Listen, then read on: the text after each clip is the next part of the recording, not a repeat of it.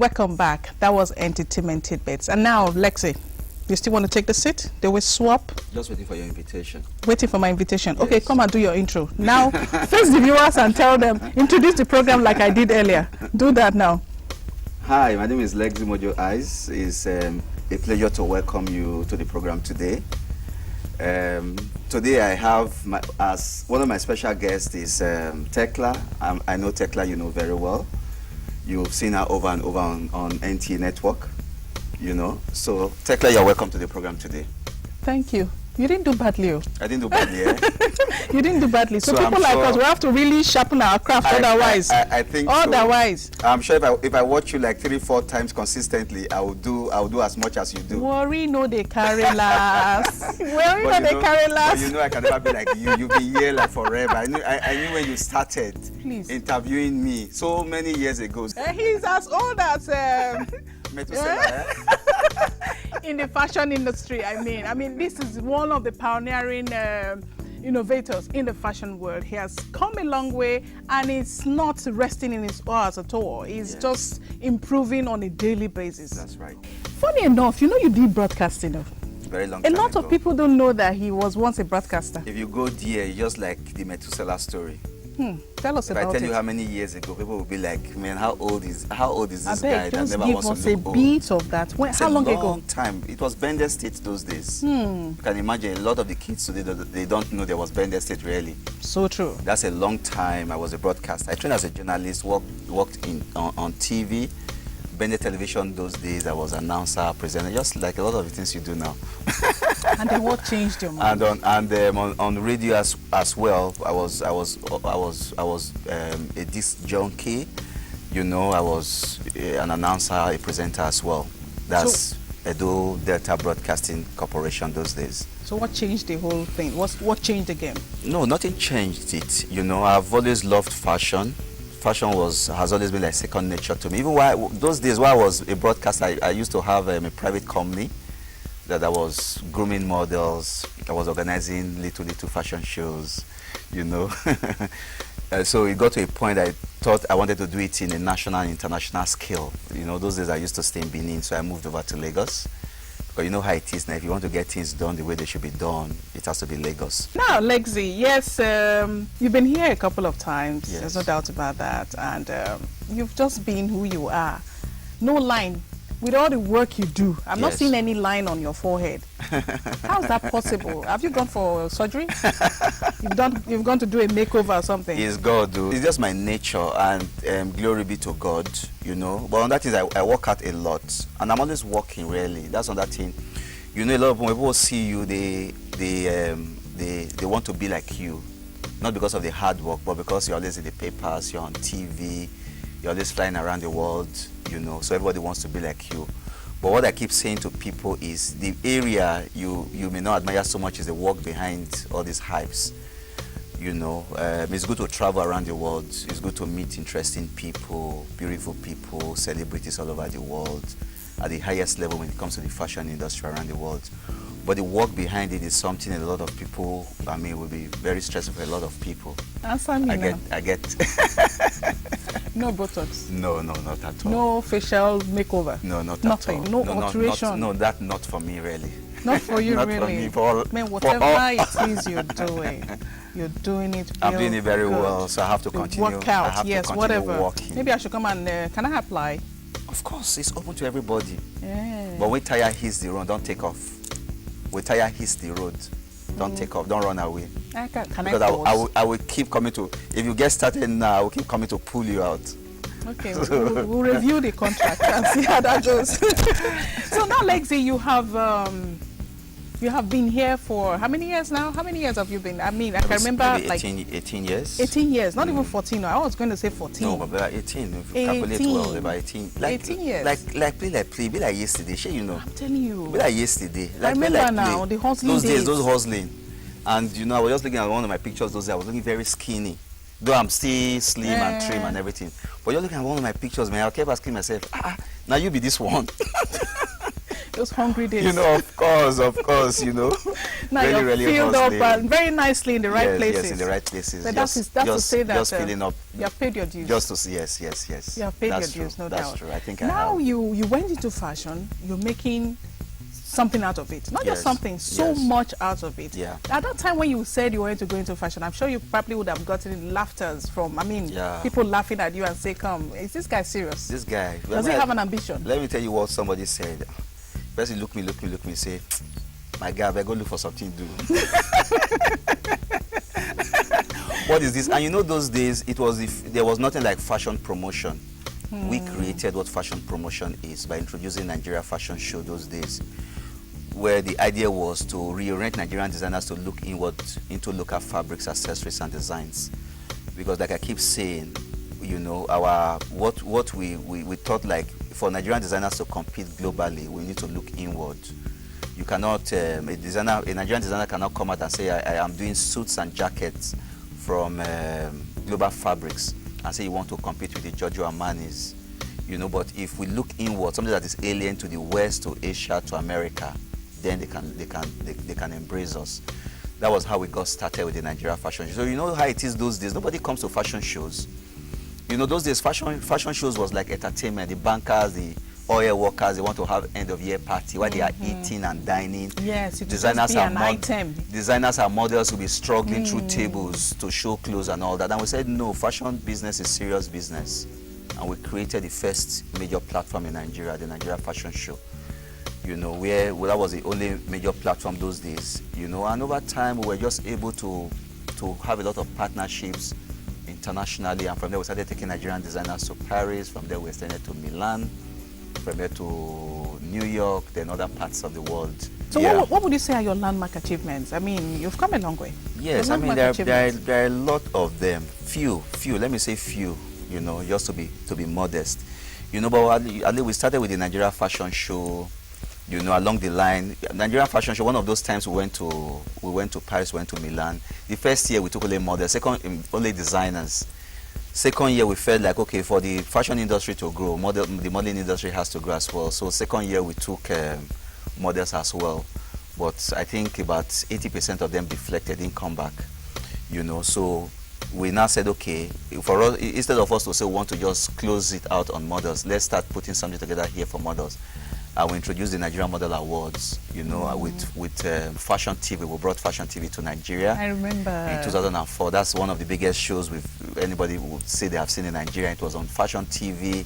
It was seen around the world. You know, and after then, we had partnership with Ford Models, you know, with one Nigerian girl being taken to New York every year for the first model contest. Then after then, we introduced the Nigerian Fashion Awards. Then before then, the Nigeria Fashion Week. You know, so, and having done all that, I mean, how our hard work came to the recognition of the World Fashion Organization. And the World Fashion Organization, then I remember, invited me to California, where I had a meeting with them. They were impressed with all the things we had done. You know, they appointed me to the International Committee of the World Fashion Organization.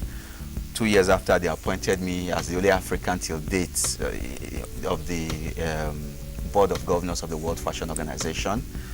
You know, and after then, we just of recent, last year we introduced the Africa Fashion Reception. The Africa Fashion Reception is a bigger event with the African Union, you know, creating the biggest platform for African designers, both on the African continent and around the world. You know, with the African Fashion Reception, we are saying Africa is the new inspiration of global fashion. You know, because that's what I say to all my associates, my partners around the world when I go to all the big fashion weeks, from Paris to Milan to New York to Japan. I tell them, I'm tired of seeing these clothes year in, year out. We finish from one fashion week to another. What you see in the new fashion week is like the same designer went in, just changed a little thing, and it's back on the runway. So we are tired of seeing those things. We want to see vibrant colors. You know, we want to see things that are different from what they've been used to. That means we want to be able to create markets, you know, for emerging products, and that's where African comes in, with our vibrant colors, you know, with our good hand-woven fabrics, you know, and all that, you know. So that is where the Africa Fashion Reception, you know, is taking the center stage now. You know, we are saying Africa is a new inspiration of global fashion. It was launched in Paris last year with the city of Paris, with the World Fashion Organization, with the African Union. And the idea is to get one African designer, nominated African designer, represent each of the African countries.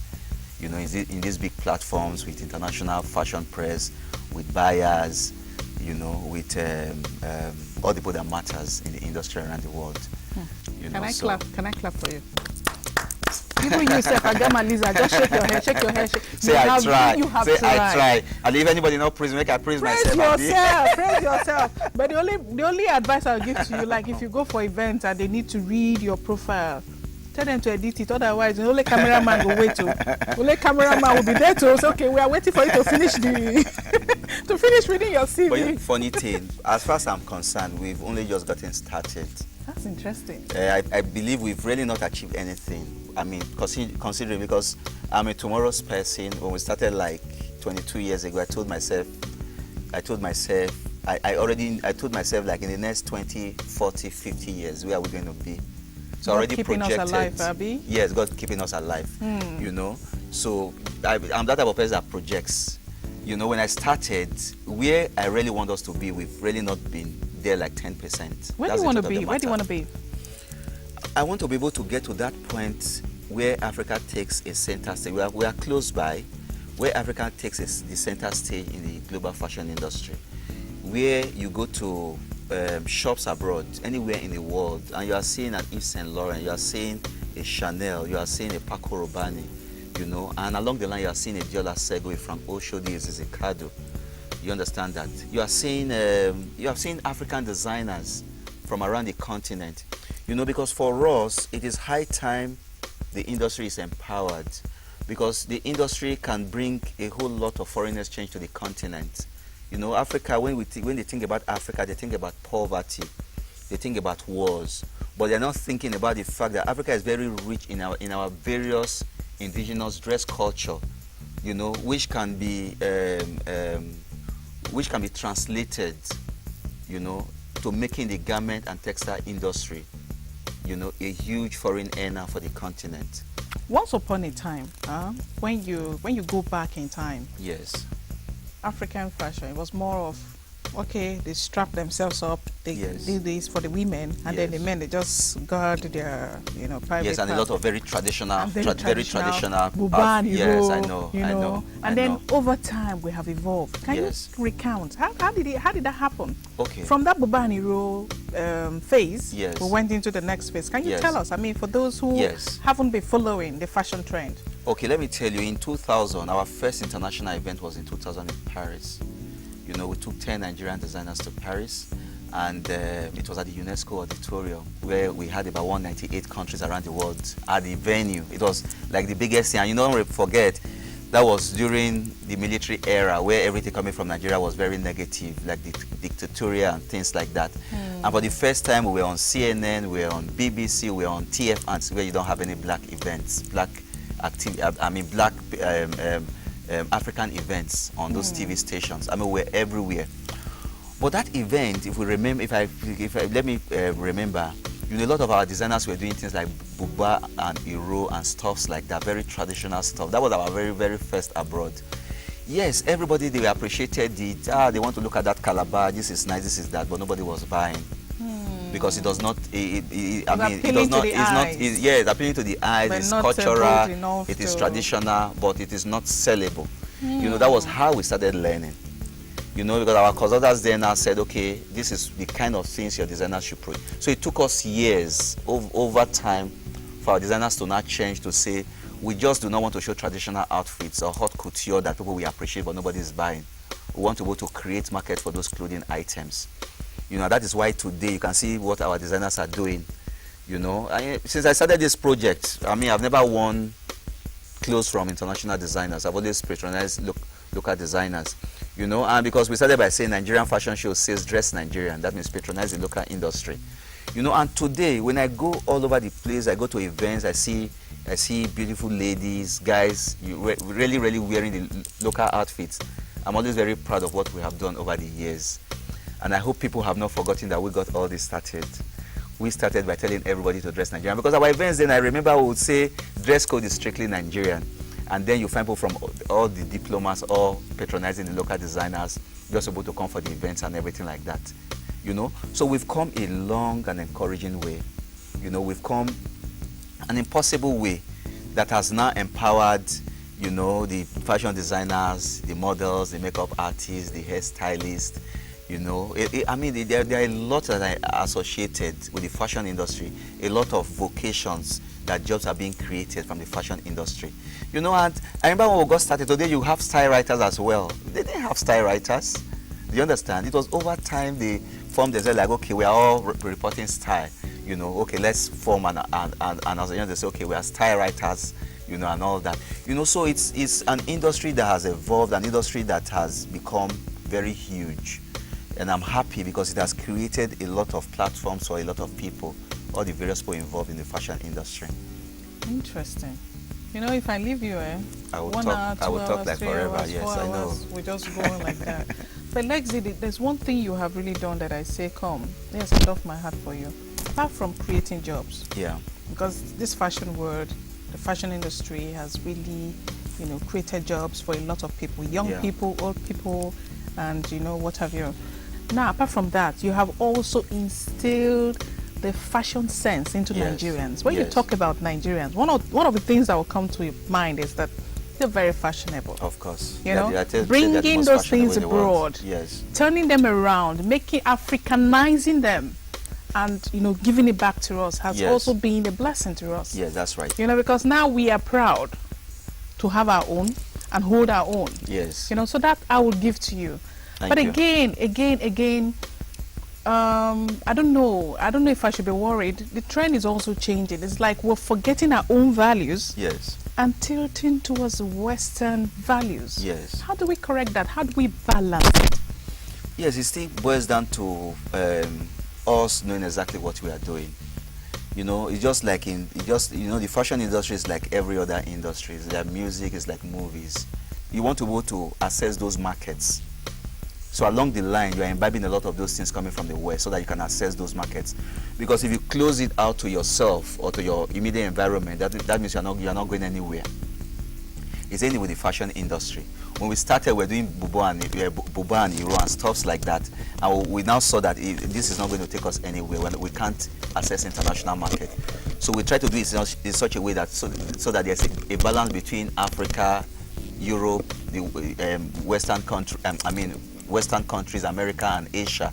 You know what I mean? Yeah. You know, so but going that way, you will find yourself that sometimes there are some people that will tilt so much to the West, but there are others that will still remain. I mean, a little bit of what we have here, because it is a little bit of what we have here blended with what they have in Europe and America and Asia that will make all the positive difference. And we really create that market because there's no way you can do it better than them. You know, so my advice for practitioners in the industry is we must keep researching into our various cultural, ethnic background, not with the purpose of coming with very ethnic clothing items, but clothing items that can strike a balance. That's the only way we can really create market. For you as a fashion icon, who is an ideal model? Yes, well, I will define that in two separate ways. I've always told my international partners that a size 10, a size 12, you know, usually in international catwalk, more of the time they look at a size 6. That's a very skinny, very tall girl with hanger-like shoulders. Do you understand? That's what they... But over the years, I keep telling them that those clothes do not sit well on very skinny models. Do you understand? You know, so I believe in the size 10 and size 12. Yes, size 6 and size 8, good, you know. But size 10, most especially, those clothes sit very well with the right curves in the right places. Then you can really appreciate the beauty of those clothes.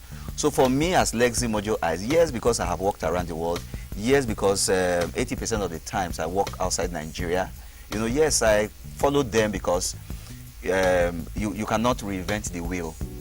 There's no way I can change the perception, though there are plus models now, plus sizes right now, you know, which is not even a size 12, you know.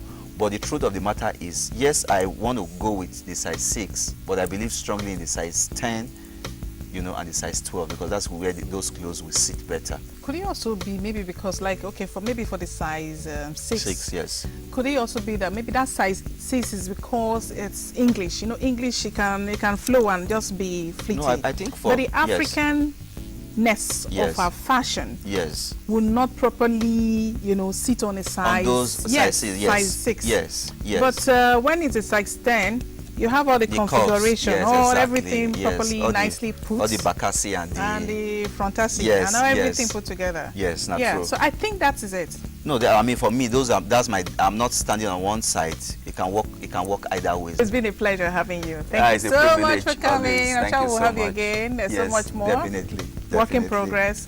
So LEXY will always come on. And so viewers, on that note, we want to say thank you so much for being with us on this week's edition of Saturday Night. Like I'd always say, be kind to one another. See you next time.